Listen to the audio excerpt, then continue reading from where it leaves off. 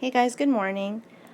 I'm going to talk to you today about probability using set. So there's a couple new terms and we're actually going to talk about different events that happen when trying to figure out certain probabilities, okay? So your learning goal for this first part of this lesson on 4.4 is basically to learn about using the intersection of sets, using the union of sets, and being able to interpret the additive principle for the union of two sets, okay? Otherwise known as a Venn diagram. We've all seen Venn diagrams, whether it be in language, if it's a brainstorming activity, if you're working on an essay in English. It's something that you should be very familiar with in some shape or form. Okay, so basically we're going to be doing a bit of that. Again, if we were in class, we would be dealing with lots of colors. You know me, I'm a very colorful person, and just trying to piece together these elements to make sense of everything. Okay, so this is what this particular video is about. Again, you can follow along with a blank copy with the video, and then also consider the good copy if you don't have a printer and you just want to kind of follow along as we go forth. Okay, so here we go. In terms of just some new terms, okay, so simple event. So it's an event that consists of exactly one outcome. Okay, so if you know that there's only going to be one possible outcome that can happen, so for instance, if you want to wash your hair, right, it will have one outcome, right? Compound event consists of two or more simple events. Okay, so if there's a joint of events that we can talk about, that's basically what compound events stand for. And subset. So set exists as a set within a larger set. Okay, so definitely when we discuss Venn diagrams, that's when that information will become more clear. Okay, so this part is I guess divided into different sections. So we have first our part 1, intersection of sets. We're then going to talk about union of sets, and then the additive principle for union of two sets. Okay, and then we'll look at some Venn diagrams and basically how they apply. Okay, so for the first section, we have for our part 1, so given two sets A and B, the set of common elements is called the intersection of A and B. So that's basically that middle ground that we're interested in, and basically trying to figure out where our similarities are. Okay, now the way you write it is very important. Okay, and the reason being is because there's certain symbols that we need to be aware of for this particular section. Okay, so when you're looking for what's in common, so what exists both in A and B, right? That would be written as A and B. Okay, so basically this. These common elements are members of set A and are also elements of set B. So for example, if you are a grade 12 student who is taking data management and English at the same time, you exist in both elements. Okay? Notice that A and B are both subsets of S. Okay, so S is our space that we will be paying attention to. So that could be understanding that we're all grade 12 students in this set. Okay, grade 12 students are taking this course for the most part. Okay, now thinking about disjoint sets. Okay, so disjoint sets, basically, as you can tell from the diagram, they don't overlap in any shape or form. Okay, so this is if A and B have no elements in common. They are said to be disjoint or mutually exclusive. Okay, so if they're mutually exclusive, meaning nothing in common. Okay, so you can see that is also represented in this idea that there is a empty set. So it looks like an O with a line struck through it. Okay. Now, let's consider what happens when there's a union of sets. So this is when all of A, all of B is the same, okay? Or they have some sort of union that basically ties them together, Okay, so there's a union of A and B, and the way that we write it, I want you to think of the word union starting with a U. It's a little harder with my iPad pen, but this is saying A is in union with B, and the elements of A or B are elements of A or they're elements of B.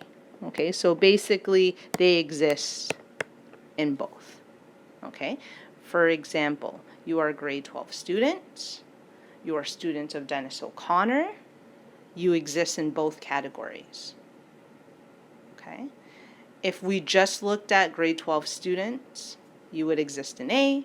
If we just looked at doc students, you would only exist in B, and you also are included in that union. Okay, so the key word is there are elements in A or B. You belong to all. Okay.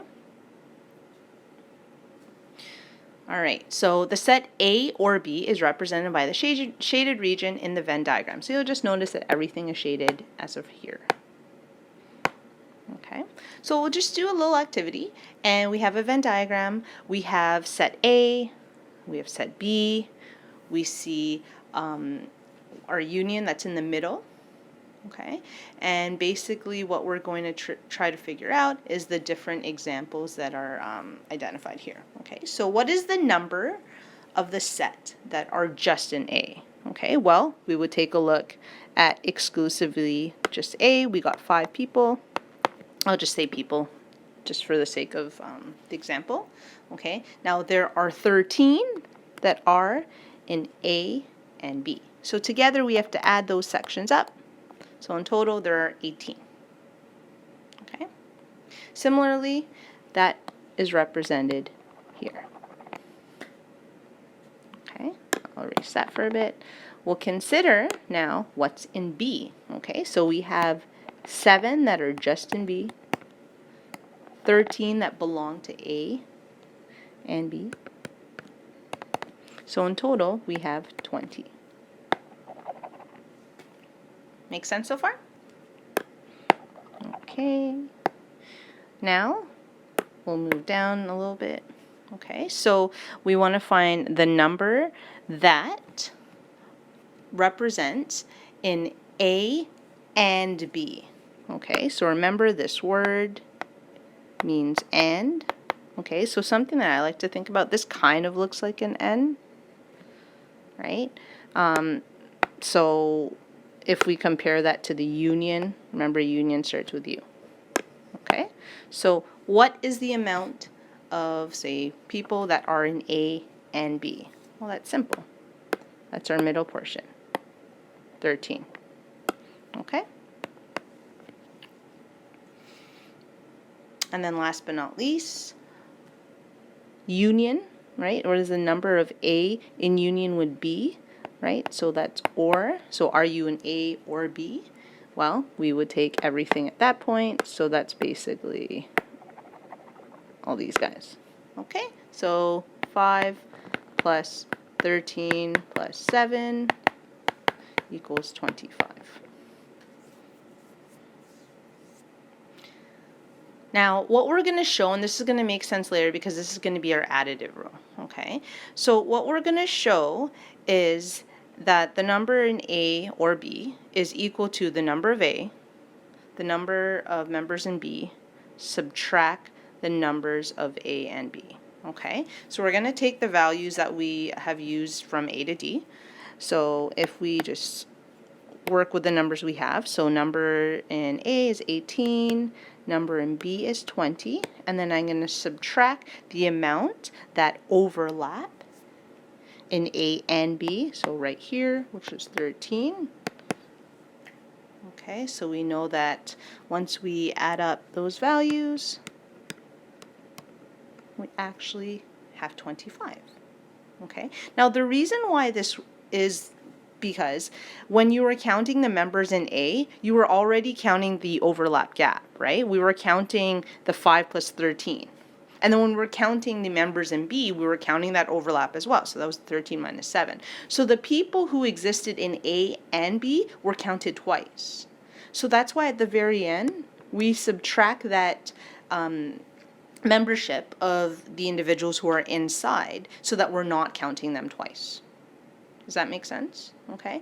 So essentially, you could have also just counted them individually, right? So we could have done members in A, members in B, members that exist in both, and that still comes up with the same amount of students.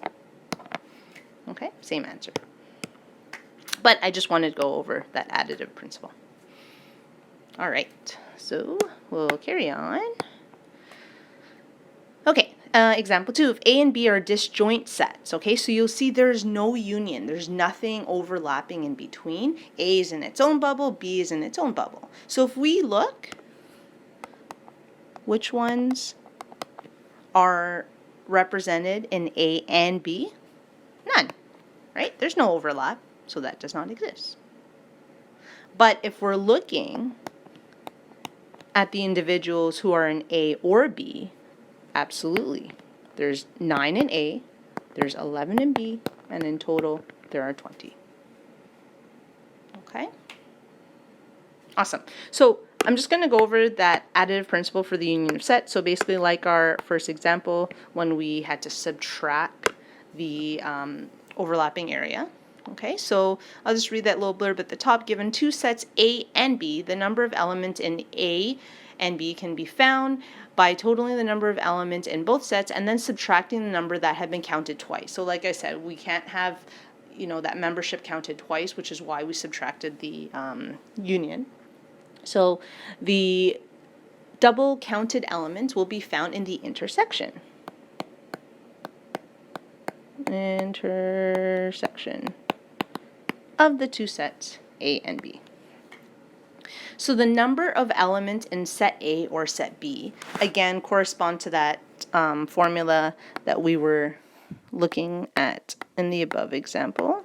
So in A with union in B, that is represented by the members in A added to the members of B, subtracted by the members in that intersection. Okay. So that means that the probability of these events that occur in A or B occurs if the probability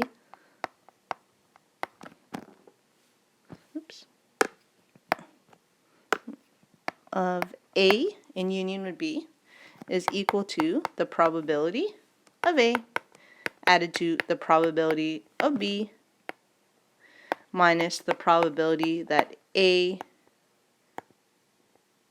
and B, that intersection point, is subtracted. Okay, let me just clean that up. Okay, so again, that shaded area has been counted twice, which is why we have to subtract it when using the additive principle. Okay, now additive principle for mutually exclusive events. So again, exclusive, they're their own and they're their own, right? They're in their own bubbles. There's no intersection whatsoever. That's 0. Right? So there is no additive principle because they are two separate entities. Okay, now this can be simplified. So basically we've already talked to this in terms of why they can occur at the same time. So in terms of simplification of our formulas, if there is no union because they're mutually exclusive events, essentially the number of A in union with B is just equal to the set of A added to the set of B. Okay. Similarly, if you consider the probability of A in union with B, there's no intersection point, there's no overlap, so the probability of A in union with B is just going to be equal to the probability of A added to the probability of B. Alrighty. Okay, so we'll move along. What I'll take you to is this Venn diagram. Okay, so today we're going to work on working with Venn diagrams and basically working with data, especially data with large numbers, to ensure that we know how to properly place everything into a set. Okay, just because all the other sets have been already pre-labeled for us. So a survey of 100 grade 12 students in a local high school produced the following results. So we'll take a look on the far right. Courses taken, we got English, mathematics, French, English and math, French and mathematics, English and French, all 3 courses with the respective numbers that are included there. Now, even just looking at the number of students who correspond to these courses taken, you'll notice that's well over 100, right? And the reason why it's over 100 is because so many members are represented in the different categories. Okay, so of course your choices are not going to be exclusive to just one option per course, because there are students who take more than one course, or that is in fact the reality of life, especially being a high school student. So you are going to overlap. You are going to take courses, and in this case, we're going to kind of see and frame where that overlap looks like. Okay, so let's start with looking at our courses. So we have E for English, F for French, M for math, and then S just represents our subset. Okay, so I always start, and you should always start in the middle, because you want to figure out where that union first exists. Okay, so in terms of students who take all the courses, there are 5. Okay, so 5 students take all of those courses, all 3 courses, English, math, and French. Okay, we'll then consider English and French students. Okay, so if we consider English and French, we're basically going to consider that overlap. So if there are 50 students who take English and French, those are those same 5 students that could potentially be in that overlap, right? Because they take all 3.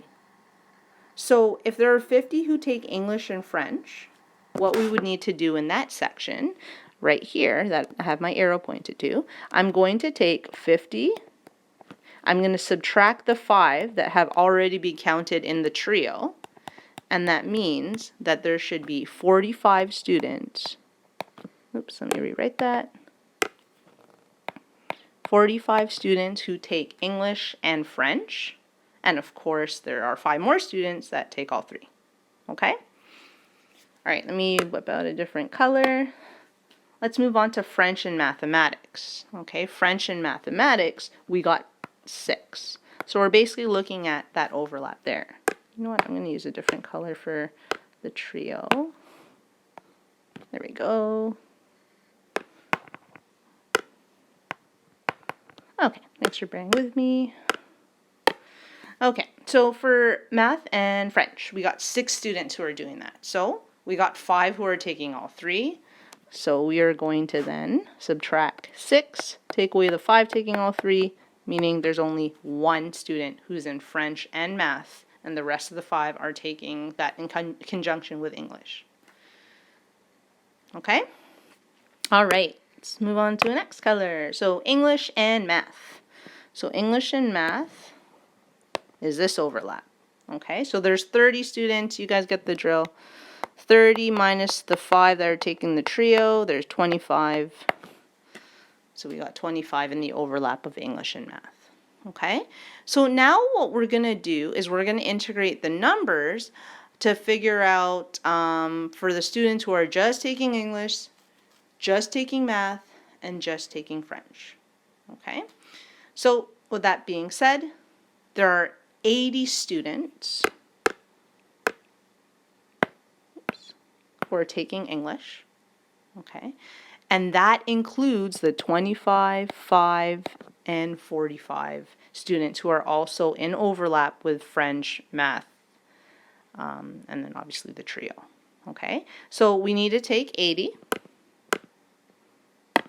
Oh, I chose that color already. Let's go with fuchsia. Okay, so I'm going to take 80. I'm going to subtract the 45, the 5, and the 25. So once I subtract all those students from the courses that overlap, I'm left with 5. Okay, just 5 students are taking English alone, not with French, not with math, right? Okay, I think you get the drill of what I'm doing. So I'm going to do the same thing with French. So after calculating 68 minus 45 minus 5 minus 1, you should get 17. And then for math, you should subtract 33 minus 25 minus 5 minus 1, and you should just have 2 left over. Okay, so now we can actually interpret and answer these questions. All right, so we'll go down to the very bottom, and again, consider the Venn diagram that we've drawn together. Okay, so how many students study English only? So number of English only. Oops.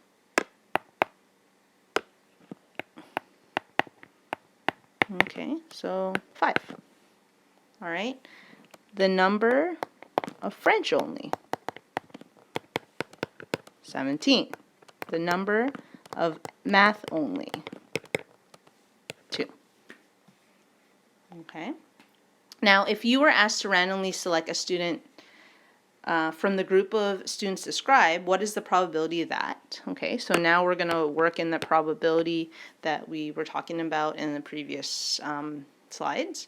So the student selected is enrolled only in math. Okay, so if we were to find the probability of math only, okay, so if we take a look at our students, there are only 2 students who are taking math solely, and there were 100 students that were surveyed.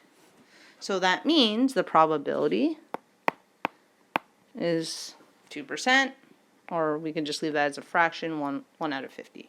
Okay, always simplify. Okay, the student is enrolled in French or math. Okay, so the key thing is that word or. Okay, so the probability that the student is in French or math. Okay, I might run out of room, so I'll just move over to the right if I don't have enough space. So let's see, French in union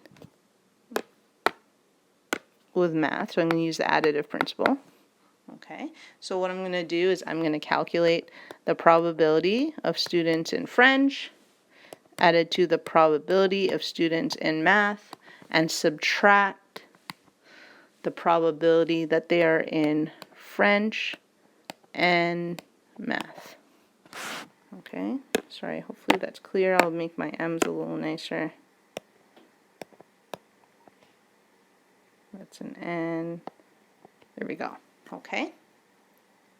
So we'll go back to what's above. Sorry, just take you up there. Okay, the students who are just in French.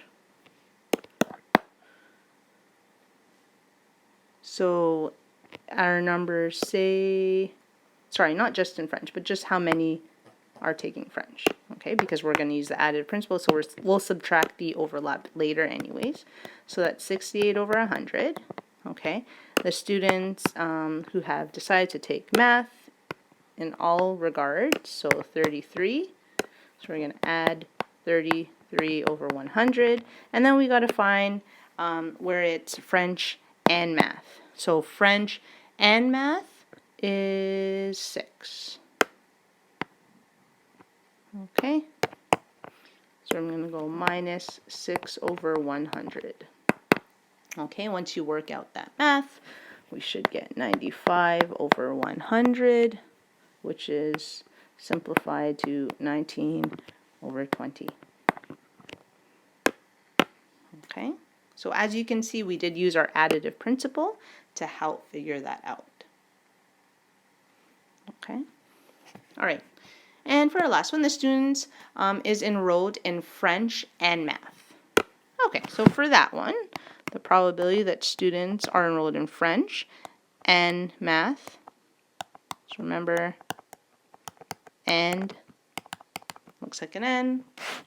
Okay, so if we take a look up top, we can just consider here French and math. We've already looked at that, so that's actually quite easy.